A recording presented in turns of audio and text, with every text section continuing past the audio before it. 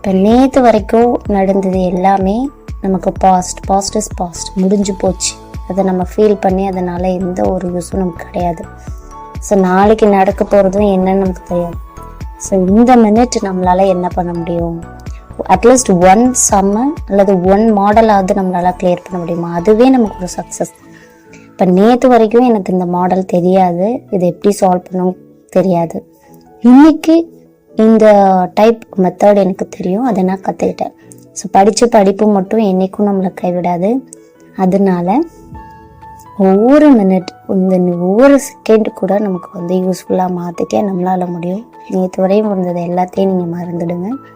இப்போத்துலேருந்து உங்களால் என்ன பண்ண முடியும் அப்படின்றது நம்மளோட கான்சன்ட்ரேட்டாக இருக்கட்டும். ஸோ அது நிச்சயமாக நமக்கு ஹெல்ப் பண்ணும். இப்போ இல்லைனாலும் எப்போ வேணால் ஹெல்ப் பண்ணும். அது எக்ஸாமில் இருக்கலாம், நம்ம அட்டென்ட் பண்ணுற இன்டர்வியூ, எனிதிங், எப்போ வேணால் நமக்கு